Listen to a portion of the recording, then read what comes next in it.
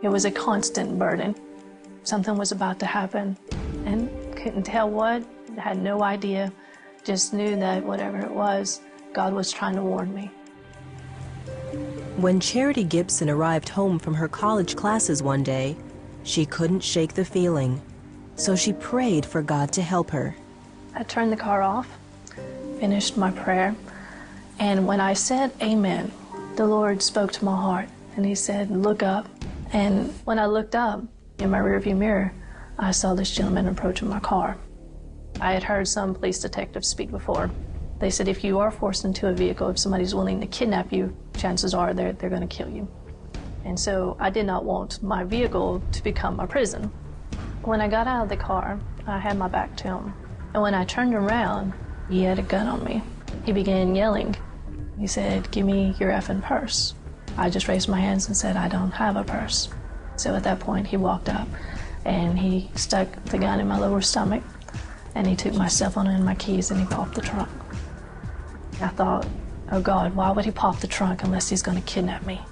I'm thinking, you get into the vehicle, you're dead, you're dead, you're dead. You know, it's very surreal. And at the same time, the Lord was speaking to my heart and saying, you've got a trunk release. I was going to fight him with anything that I could. And as I'm about to act on this plan, the Lord spoke to my heart in a very firm, powerful way and said, don't do it. So I climbed into the trunk, and I'm laying there looking up at my captor, and he looks down at me and gives me a little smirk and says, don't effing move and don't make a noise. I don't want to hurt you, okay? I put my hand on the trunk release. I start to pull ever so slightly. And again, the Lord stopped me. I really felt like God was with me even in the trunk. And so I stopped pulling on the trunk release, and I started thinking of the scenarios, what would happen if I pulled the trunk release at that time. Everything ended in me getting shot and killed unless I waited on him to start down the road. Charity continued to pray, this time that God would tell her the right moment to escape.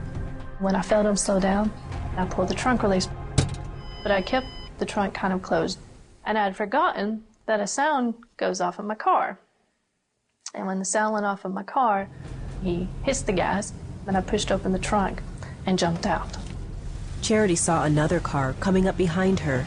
I felt the Lord speak to my heart and said, this car is in league with him. And the two accomplices were in that car.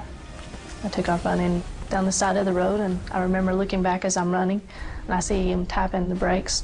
And I thought, oh God, what's going to keep him from turning around and coming back and shooting me?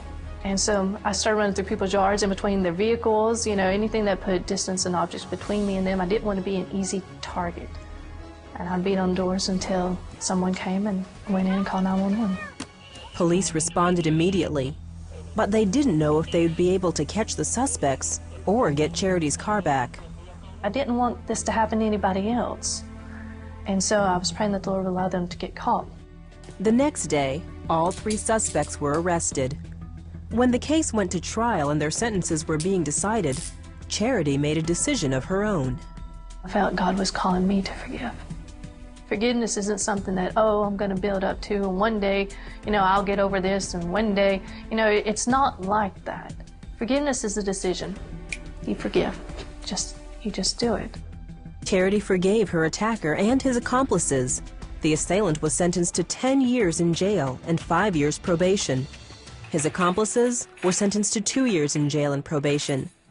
If I had listened to myself, what I was planning on doing that day, instead of listening to the Lord, then I definitely don't think I would be sitting here. Pray and trust God. It might not turn out the way that you want, but believe God that He can do what He said that He can do, because He can.